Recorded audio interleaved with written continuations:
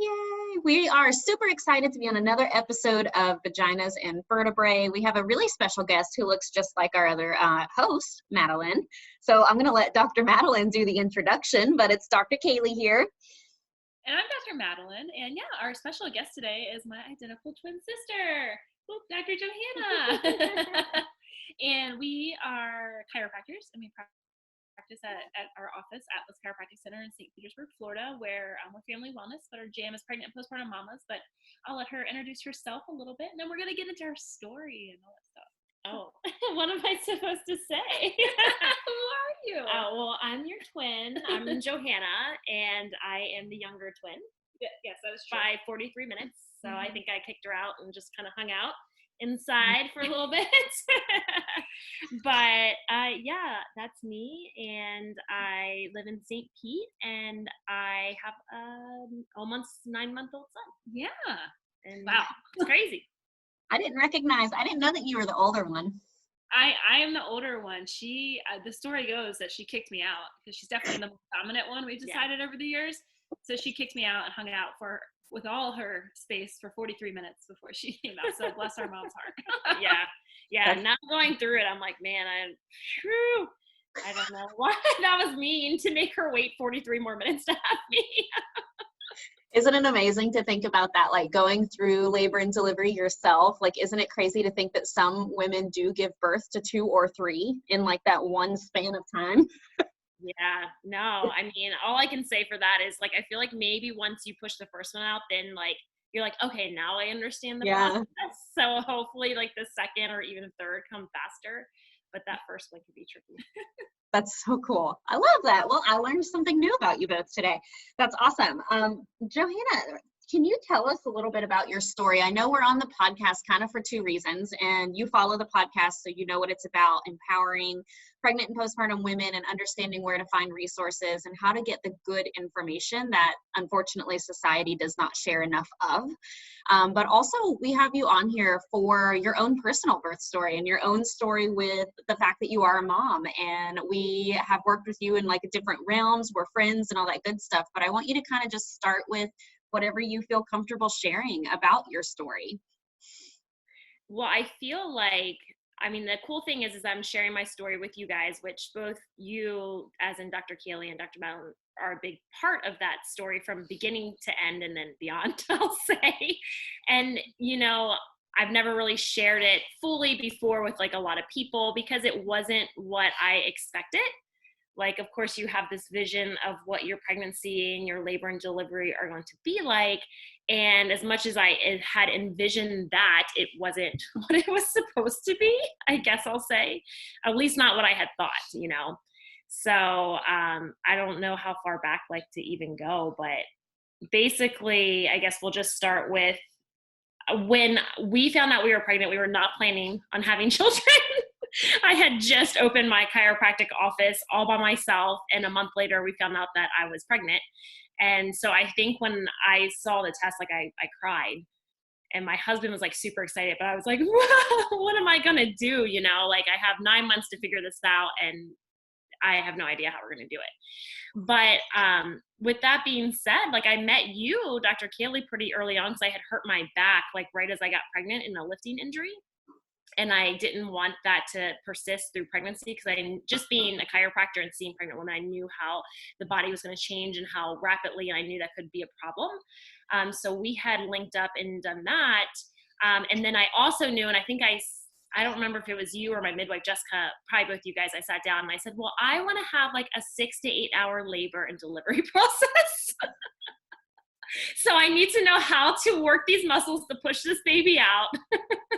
And I don't want to tear, and I want it to be like beautiful. I feel like that's like hashtag every mom in the world though. Yeah. I feel like we all desire that, you know what I mean? Yeah, and I would say like probably your first time around too, because you don't know any different, like you've never been through it. So you try to envision, especially when you're someone like me, like you try to envision what you want. You're like, if I envision it, it's going to be like that. Yeah. So I threw like all the resources I could at it. But yeah, so like we had worked together, and like honestly, my pregnancy was really easy and comfortable. And people probably hate me for saying that, but it was like I was active. I worked out throughout the whole entire thing. It was not until probably I think it was like my 30-week checkup, or maybe my 32-week checkup. My midwife had actually came to the house because we were going to do a home birth. And she checked me, and I could just tell in her face that like it wasn't good, because she was checking position, and she was like, I think your baby's breached. Which, if you've listened to like anything all of us have like talked about, like those are like the worst words you can hear, is like a prenatal chiropractor. That your baby is breached, because you think that like, oh, I've been getting adjusted like with Webster this whole time, which, you know, is one thing that you use to make sure there's proper positioning in your body so baby can be in the right position. Like, how could this possibly have happened to me? Yeah. And so it seemed to escalate pretty quickly in regards to just the pregnancy with that. So like, I mean, it was really quick. I remember laying on my couch and she telling me that, and I got an ultrasound, and we confirmed that he was head up. And she basically said, okay, well, we have some time to decide. We still have some time, like, for you to do your stuff. Like, and I'll go on a quick tangent on what I did here in a second. She's like, and then if those things don't work, you always have an option for an ECV, which is where you go into the hospital and they manually turn the baby. Which, you know, there's different philosophies on that and all that stuff. So I mean, I did everything. Like, I got adjusted like 2 times a day. I saw you for just different muscle work and just trying to figure out what the heck was going on and why he wasn't in the right position. I did acupuncture. I did moxibustion. I did massage. I laid upside down. I did somersaults in the swimming pool. And I did all of this stuff. Like, I stopped working that day. I called Madalyn. I'm like, I can't be at the office. And I just spent all moments of the day doing these things. I did like meditation and, you know, like positive affirmations. And I saw someone that like helped me meditate and walk through like the process of it all. And then she calls me 2 days later, my midwife, and tells me that I'm scheduled for an ECV. And I just broke down, because I'm like, you told me I had time. And she was like, well, this is the earliest they can get you in, and I don't want you to miss that. And of course, like, my husband and I knew we had the ultimate decision.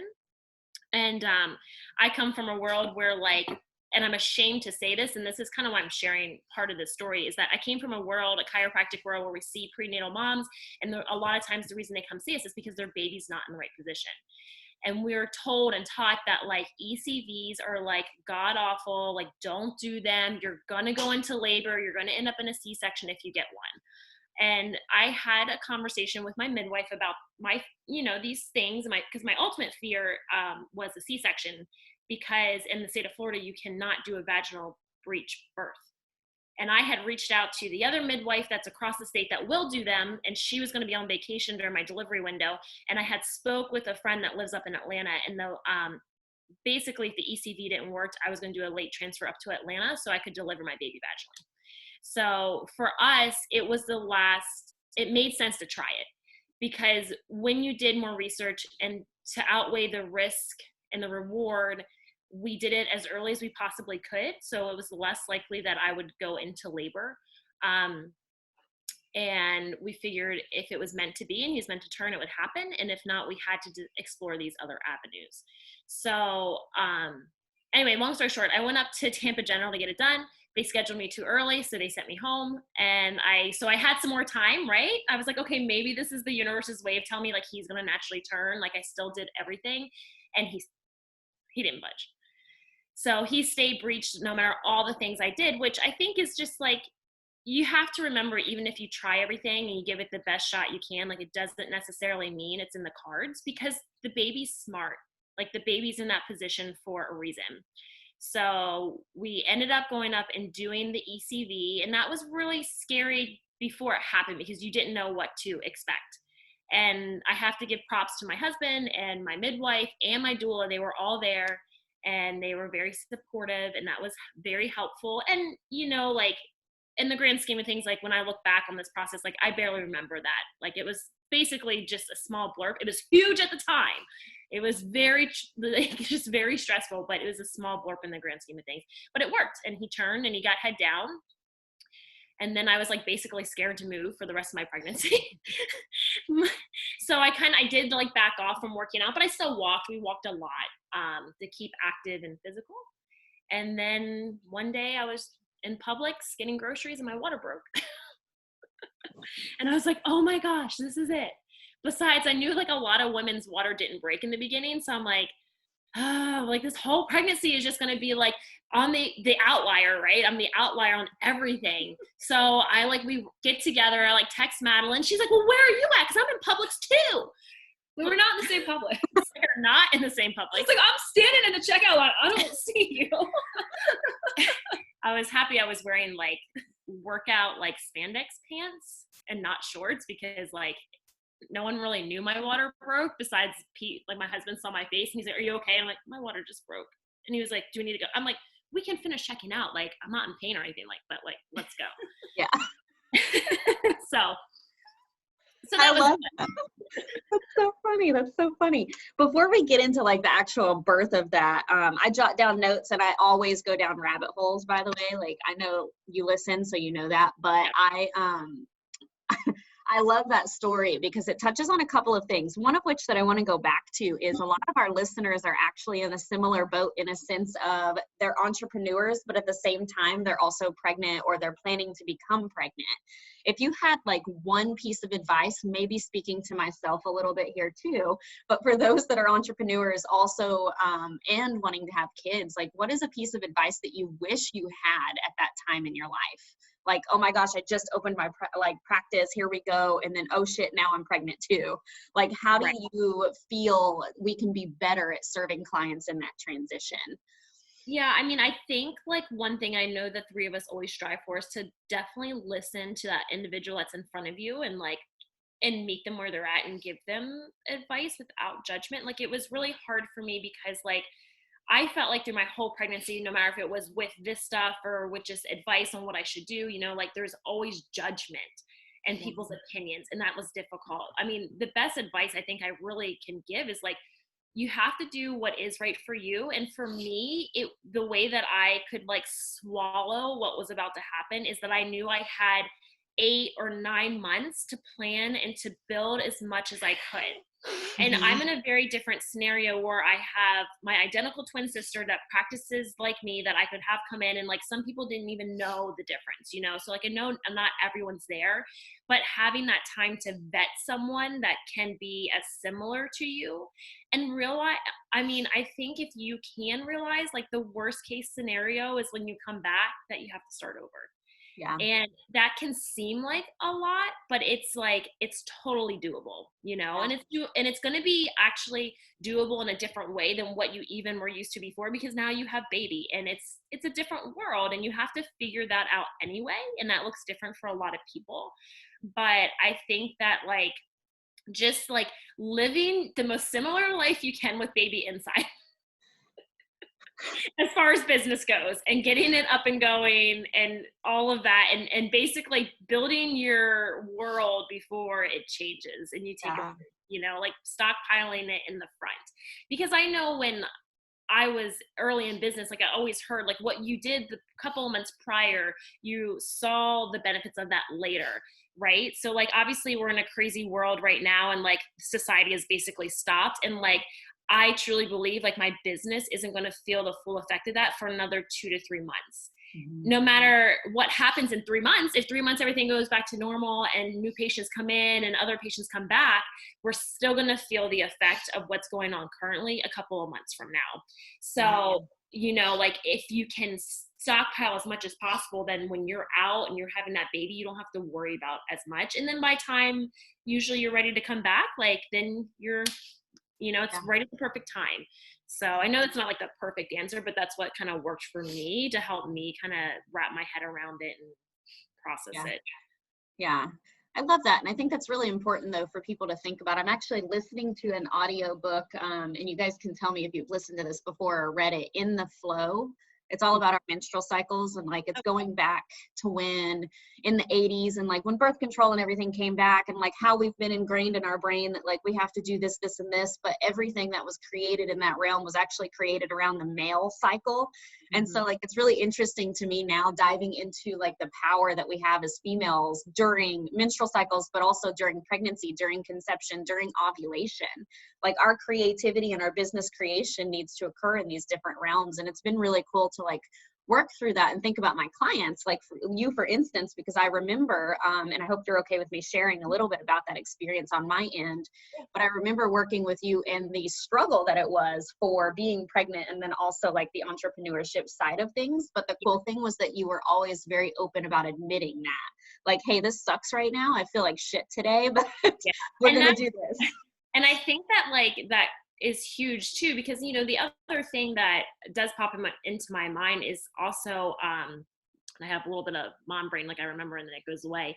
But, well, with what you were saying, like having these ideas, like if you can write these ideas down and like make it as simplistic as possible, then when you come back, you can say, okay, you know, like you can, when you have time and you feel good enough to do something, when you're returning back to your business, you can just pick from that list and do it. And it makes it so much more simple than like right now. I almost have like that limiting fear and ability to even get started because I didn't do that part of it.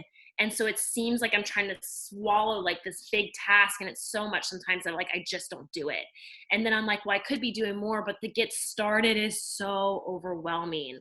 But the other thing I would recommend too, with being a business owner and, you know, like in charge and all that stuff, is give yourself some grace before the baby comes, because I was like, I'm going to work all the way up until my due date. And the universe was like, hell no, you're not. Like, you're not going to do that. And in hindsight, like I was really happy that I didn't. And I see this, I'm sure this may be similar for you guys. I see this time and time again in chiropractic groups that I'm in, and pregnant women, and they are either working all the way until their water breaks, or they're returning 2 weeks after delivery because of whatever, you know, like whatever their situation is. And my heart bleeds for them, because I obviously, again, was in a very blessed space with Madalyn, but you, in my opinion, and we'll get into this, I'm sure, you don't know what's going to happen. And I struggled on the postpartum realm, and it was really hard for me to get back in there and dedicate myself to my patients like I needed to, you know. So giving yourself grace in the beginning, you know, before you even get to labor and delivery, but then also afterwards. And I think just a lot of women would thrive more if they didn't like work all the way until the end. But that's hard when you own your own business and you're trying to make it grow and it's new and everything like that. So I wish if I could wave a magic wand and give all the women, like even when I was coming in, like we know like mindset and that mental state is such a huge part of the birthing world and bringing baby earthside, and especially postpartum, because your life is completely changed. Even if it's not your first baby, like even if you bring another baby into all of that, it's not all ever the same. So I really wish, like as a society, or I know in some parts of the world it's different, like women could have more time before they went into birth and could kind of like come out of work and really prepare and really become in tune with their body for that process, and then to take that time postpartum to do that as well. I know not everybody's in that boat, you know, and I know like just open discussion can help change that as well, because ultimately, like especially I think with what we're learning right now with where the world is at, is like what's really important to you. And ultimately we make our own rules, and that means we make our own rules even in that side of things where we think we can't have certain things, but only because we've decided that we can't. Like if you really want to, you can, and it's not always easy to do that, but who's your support team and like what does it take to get there? But that's a lot of open discussion to have with that. And I think we're seeing a shift in society of sometimes women who are planning their births differently than they used to. It's a lot more intentional getting pregnant and prepping their lives for that. So that gives them a whole different platform to do that within as well.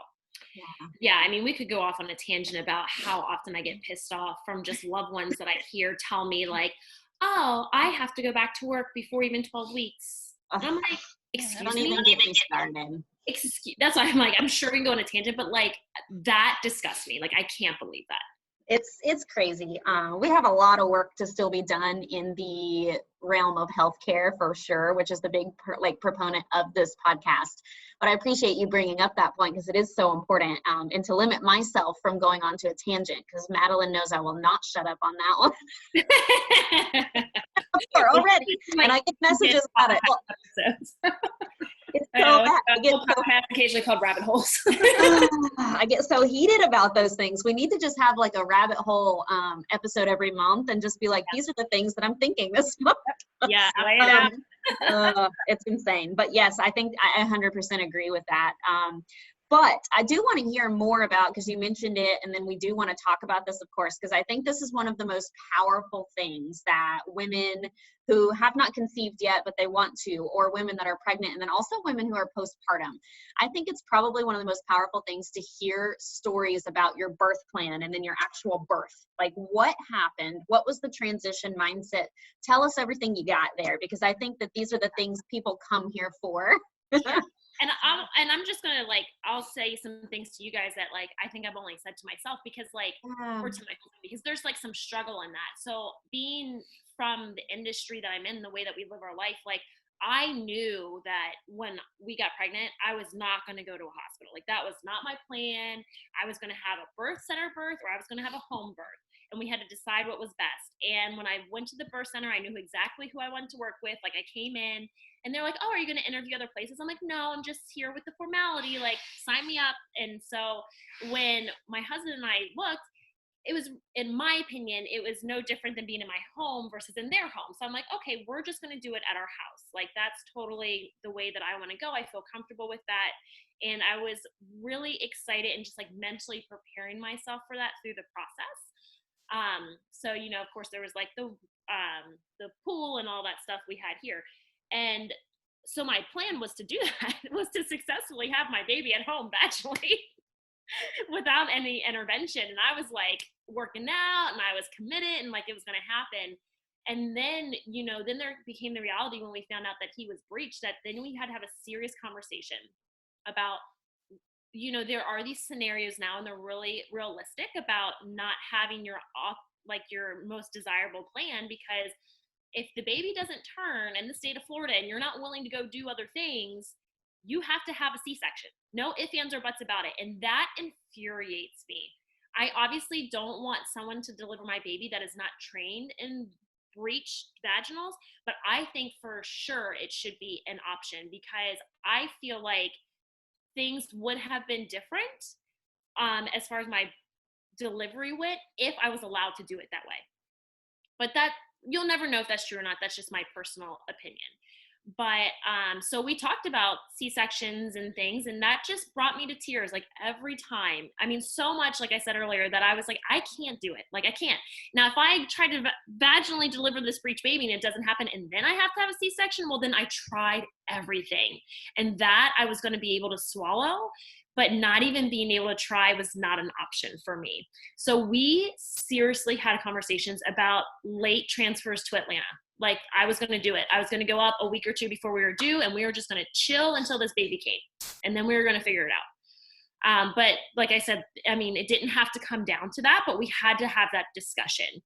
And so thankfully, he pushed us to the limit, and I had to get the ECV, which was against everything I ever knew. I had to have this long conversation with my midwife about how is this even possible? Is this safe? Because I was always told absolutely not, don't do that. That's ridiculous.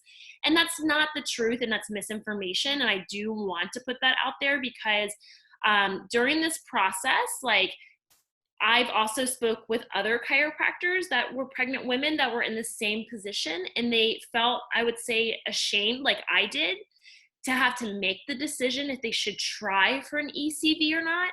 So like we talked about earlier, I just try to come from a place of acceptance and love for them, and you have to do what's right for you and your family. But for Pete and I, that was the right decision to make.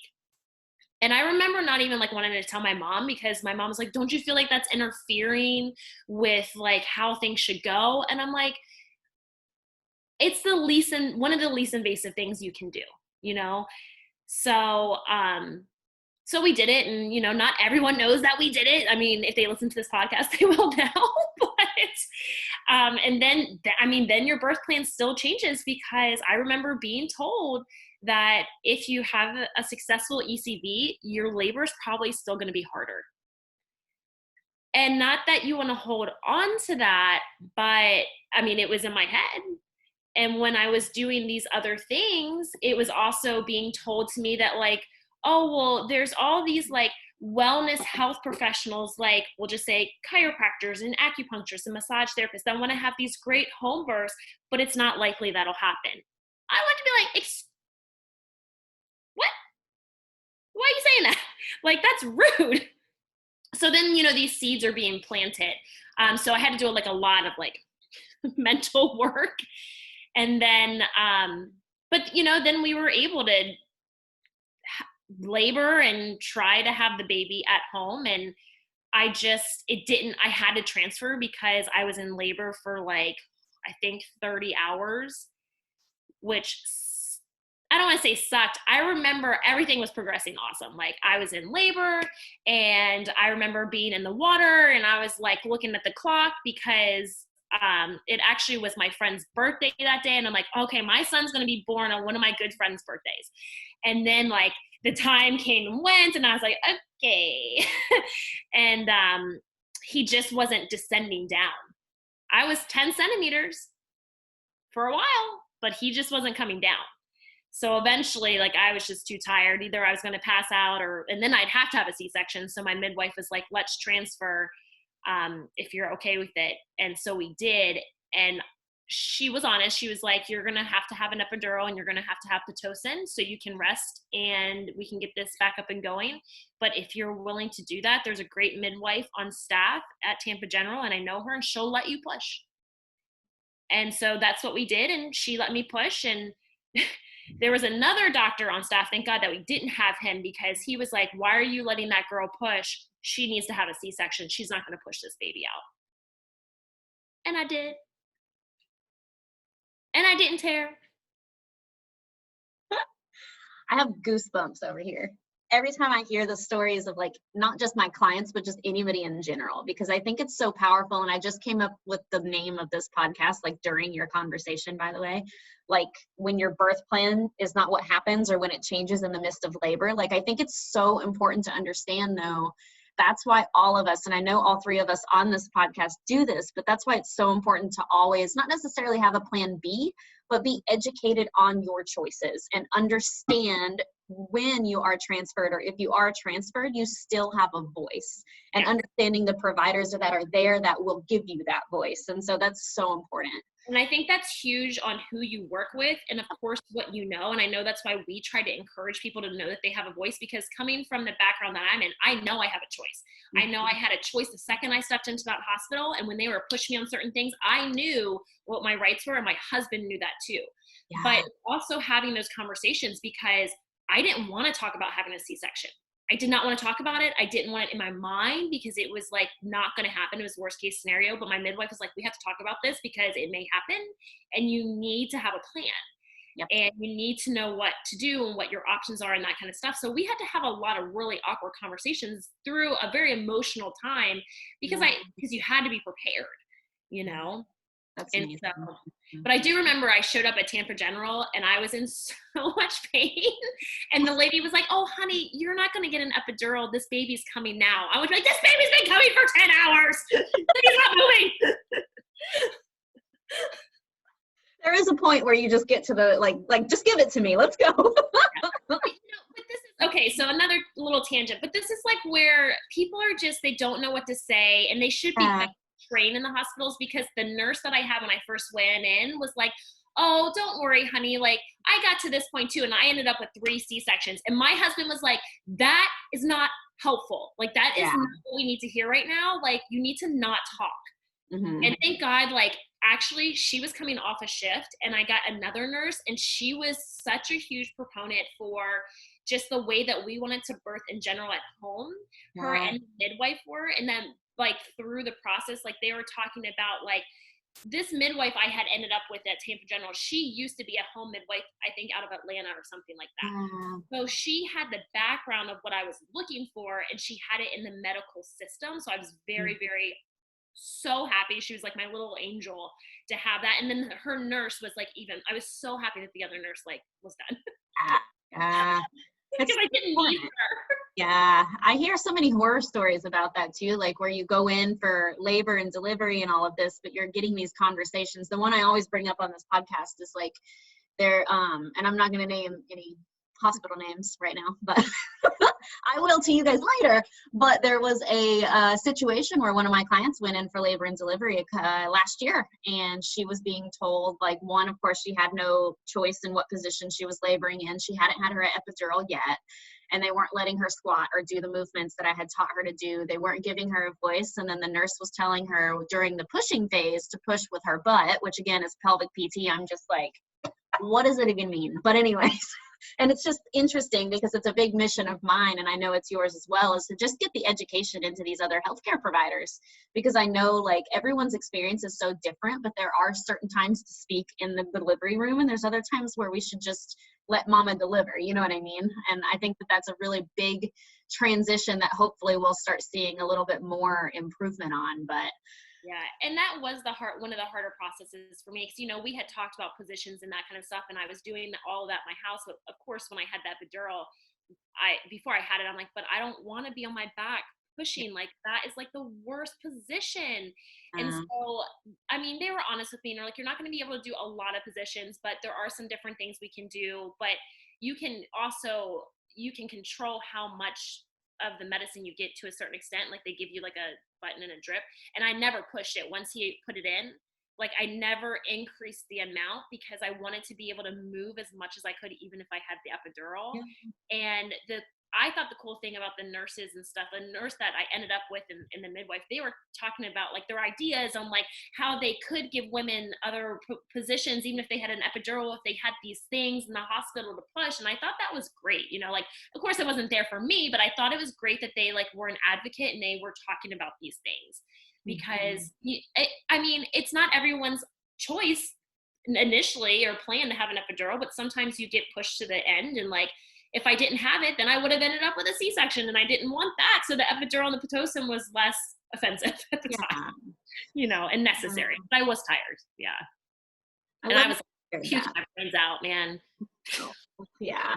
I love that you shared that, though. I know it's not always easy to talk about those types of things, specifically like what I call nitty gritty part of actually giving birth. Like, it's never easy to talk about that, but I'm so excited that you shared that, because I think that that's going to give a lot of hope to a lot of people that listen, because a lot of them are in those situations, specifically with where the world's at right now during COVID-19, having to transition from their first plan, and now they're having to like make very quick turnovers.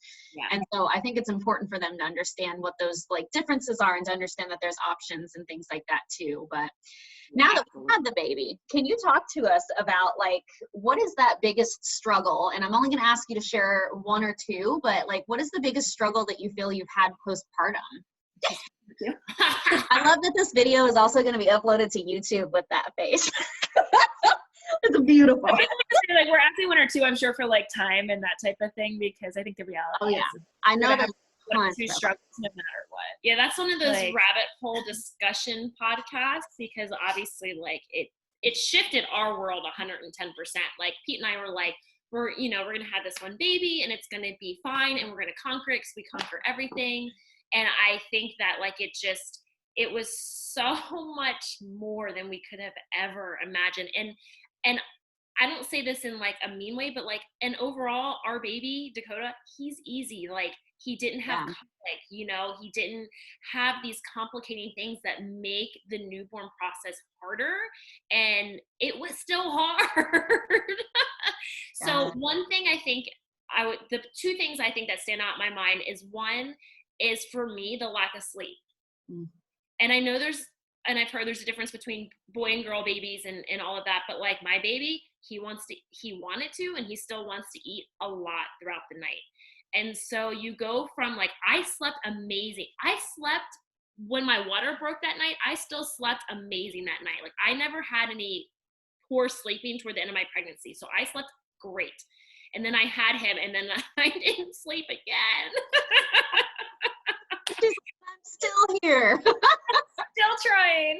So it's hard, especially as a business owner and someone that meets with patients and has to be present, to figure that out with like literally you feel like your brain doesn't work and that you're a zombie sometimes. And when I started to get really back into the office, it got better. Like I was sleeping a little bit more and I learned how to work that and how to set up my office to help complement that instead of restrict it, because it was just, it's hard not to be fully present.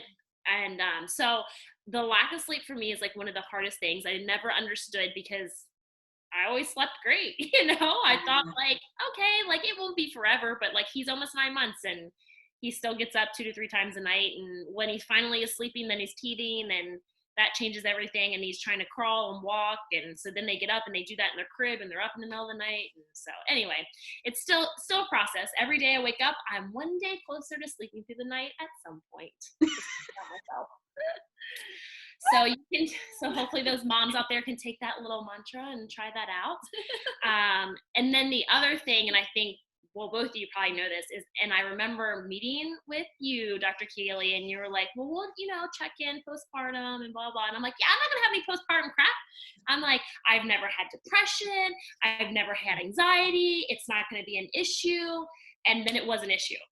And it just like reared its ugly head. And there were days that like, I just wanted to cry all day. And I'm like, but like, it was really hard for me. And there's still days that I struggle with it. And the things that helped me were my support system. Also exercise. I realized I think I realized prior that I did it to keep myself sane, but exercise, I think, also balanced to make sure I didn't have depression and I didn't have anxiety, and not being able to get back into that. I got back into exercise, I would say, in a healthy way with the help of you guys, where I wasn't pushing it too soon and I was making sure that I was cleared through you to do certain exercises and that stuff. But there's a time limitation. It's not like I could just go and do what I used to do without any interference. Like I had to also learn that if I got 5 minutes in that day, it was better than nothing. You know what I mean? But that helped me big time. And also talking with someone. Like I had to hire a therapist because it was just too much. And at one session, she asked me if I wanted medication. And I told her no, because I didn't want it. That wasn't my path in my journey. And at this point, like, I felt like everything was getting better. It was just still a bit difficult as we were working through some of this stuff. But I recently graduated from once a week to 2 times a month. Yay! So it's for me. But I think just knowing, like, just because you didn't struggle with those things before, you have no idea what postpartum hormones are like, and the lack of sleep and the demand of your life and how that will affect you. And I know we try to talk about it some on here as well, and that's why we do talk about like postpartum, like mood disorders and things like that, is because it's a reality. And I think probably, I'm gonna guess, and I don't know, maybe Olivia can like help me with the stats on this. I'm gonna guess it's probably underreported.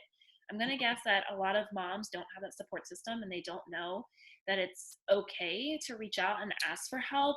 And that like what they're feeling is normal, and that a lot of women probably are going through the same thing during their postpartum period, or even during pregnancy, because some of this can pop up during pregnancy. Yes. But we still live in that world. As much as we say that we know we do, we still live in that world that people put out their best foot forward on social media and things like that. So that's what I was going to say. It's really hard with social media because people portray their best life. They don't portray the reality of what's going on. And that's hard as a mom. Even if you understand that, it's still hard not to feel inadequate or like you're the only one struggling.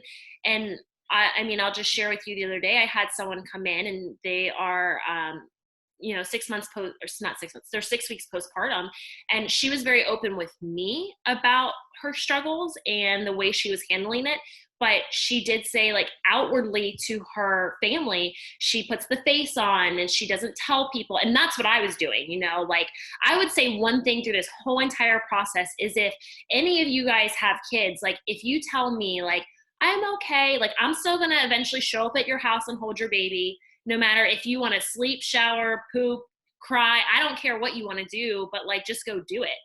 Even if you don't want me to be there, like, when I'm there, you're going to want me to hold your baby and you're going to want to go do these things because you can't ask for help. you know, and not everyone's going to be like that, but if like I would like, no, I'll figure it out. You know, like we made this baby, this is our life. We have to figure this life out. And it can be a struggle, and you can feel really alone, and it's hard to not allow that to affect you in a negative way, and for you to, like, I would say, even properly communicate that with people that haven't been through it, that are your opposite sex, you know, like they don't understand. I mean, they struggle in a different part of it for sure, but like there's no way you can understand and the hormonal changes are just crazy. I mean, they just are. So I mean, that's definitely a big one. Yeah. I would say too, I was going to ask you, like, if you had one piece of advice, but I think all three of us can agree that that piece of advice needs to be that letting someone help you. And Dr. Madalyn and I have touched on that on so many of our episodes already. Because I always see the clients that come in and they're like outwardly okay, but they come into my office and break down because that's what I'm giving them the space to do. And I want to do that for them. And I want to hold the baby when you come into the visit. And I want to tell you to go out at night with your husband and leave the baby with your in-laws. I want to do those things because it is important for us to recognize the life is completely flipped. Like you said, a complete 180. It's totally different, but we have to still take care of ourselves. Otherwise, we're not going to be able to be there and show up as a mom like you need to be, right? Or that you want to be. But recognizing that asking for help is also not a weakness at all. Right. And not that I was resenting having Dakota, but there were days that, and there still will probably be days that I'm like, life was so much easier before him. And I love him with all of my heart, and I love to watch him grow. And when I'm not with him, I miss him. It's like a sadistic relationship. but life was easier and different without him. Yeah. So, you know, it's hard to swallow sometimes because like you just want it to be simplistic, and we wanted to dominate this parenthood thing.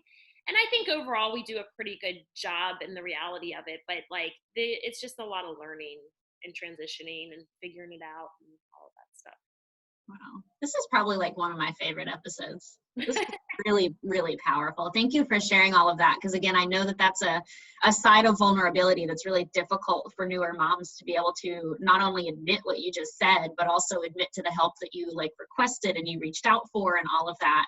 And then share the story from beginning to end. But I can promise you that many people are going to get so much hope from that just because they know they're not alone. Well, and the reason I share that is that so they know that they are not alone. Like, ever since having Dakota, like I haven't been huge on social media just because it's, I mean, I literally touch my phone and he wants to put it in his mouth, you know, like there's not a lot that can happen. But, you know, when I do scroll through and I see all of these like happy, great, you know, I'm back to my pre-pregnancy body weight and I'm happy and everything's la la la la la. Like, I know that's not reality. And even though I don't have like the way to share it besides through things like this podcast and stuff, like if someone hears that, then hopefully they can hold on to that and know like they're not alone. Like I have one of my good friends from college has 2 kids, and one of hers is 3, I think. And then the other one is just a newborn. She just had him in November. So I constantly ask her for advice, and I'm like, how do you not lose your shit? And she's like, I do. She's like, I don't feel like I have it together. I lose my shit all the time. And I'm like, okay, cool. Me too. So like, I feel better about it. Like I feel better that I don't keep it together all the time, but you know, it's just one of those things, you know, and it's like misery loves camaraderie or whatever company. I say those things wrong all the time, but and not that like you want to always be miserable, but to know that other women and moms struggle with this stuff, I think is huge. To know that it's okay to talk to someone and you don't have to be ashamed if you're talking to a counselor or a psychologist or whatever. Like to not, if you need medicine, it's okay. Like if you have to have that ECV or if you want that epidural, you have to have it, it's okay. Like no one should beat you up over those things. Just like no one should ever tell you it's not likely you're not going to have your baby at home. Like everyone should be supported in their journey and their path and know how to evolve from that. Yeah. Whew. Mic drop. Yeah. That was incredible. So I guess really, there's my dog, by the way. Really the last thing that I would ask is how can people follow you or contact you or reach out to you if they want to get support by you, if they want to see you as a chiropractor, if they want to just be your friend, like how can they reach out and do that? Yeah, well, they can contact Madalyn. She manages most of our social media right now. No, I mean, I do obviously, like, I'm on Facebook, like, I have a personal page, just Johanna Hartley. And then we have our business page, Atlas Chiropractic Center, and our website is stpetechiros.com. And then we have our Instagram, so like any of those ways are like perfectly fine. Like, I'm totally open to talking to people. Like, if they feel like they just need advice because they are facing if they need to have an ECV or not, and they want to hear the process, like, I will talk to them. I will let them know my experience and answer the questions to the best of my ability, and I mean, that goes with anything that I went through and experienced, and I mean, and then beyond. I mean, my story is here to share, to help other people. I think that's one reason I had all of these things happen, because, like, even though the beginning of my pregnancy felt really great and awesome, like, that's why I set it up that way. Then there was this whole other part of the later pregnancy and the delivery and then postpartum that I was like, none of these things will happen to me. And then they did, all of them, besides the C-section. And I was like, okay, so there's a lesson to be learned here. And there's a way to support women through this. So I'm definitely open if anyone needs any help. And as always, we will have all of those links in the show notes under where you click on to listen to the podcast. So you've got all the access to the website. We've got the Facebook pages. We've got Dr. Madalyn, which obviously, like, they're identical twins. So if you need to contact Dr. Johanna, you can reach out to Dr. Madalyn as well. And I'm sure she'll make that connection. You what? I know where to find her. Yeah. I do give a shout out to Olivia as well, because, like, that's I use her company for my therapist, and I don't have to even go to an office. Like, it's all through Zoom. So, like, I didn't think that I was going to like that, but I actually do, because I can just do it in my house, and, like, which helps with just, like, travel time and the baby big time. Mm-hmm. And I think it's cool that you can connect with other people through different platforms, and you can get the help you need without leaving your house. So I think that's important to note. There are options across the board. Absolutely, yeah. Olivia, I about called her Dr. Olivia. Amazing. She loves it when I call her that. Olivia owns Sunshine City Counseling, and she is phenomenal. That's also who I use for counseling. And they have a wonderful practice. They have telehealth options. They have in-person options. They have tons of resources. They actually just dropped, I forget what it's called, but they dropped a podcast recently where they talked about being a new mom. And they were explaining the really, really important fact of you're not just a mother. And so understanding the difference in, like, coping mechanisms, but also self-love and taking a little bit of time for yourself. So we all highly promote Olivia's practice. Again, I was going to call her doctor again. I think it's just a habit because she knows so much. They don't get it. I know. Jeez, Olivia, come on, if you're listening, which I know she does. Anyways, so yes, definitely check her out if you're reaching out for support. You need some postpartum depression or anxiety. And Olivia has a really great story she actually shared on our podcast a couple episodes back as well, where she was dealing with a lot of prenatal anxiety and depression before giving birth. And so it's really important to understand the mental health aspect. But anyways, thank you all so much for being on and listening. This was a phenomenal podcast, one of our longer ones, but for obvious amazing reasons. I'm probably going to go ahead and do this as a YouTube video as well. So you can go watch on the YouTube channel, which is Dr. Kaylee, or you can listen via whatever link it is that we have. We're on all of the big platforms. And reach out if you have any questions. And until next time, we'll see you then. Bye. Bye.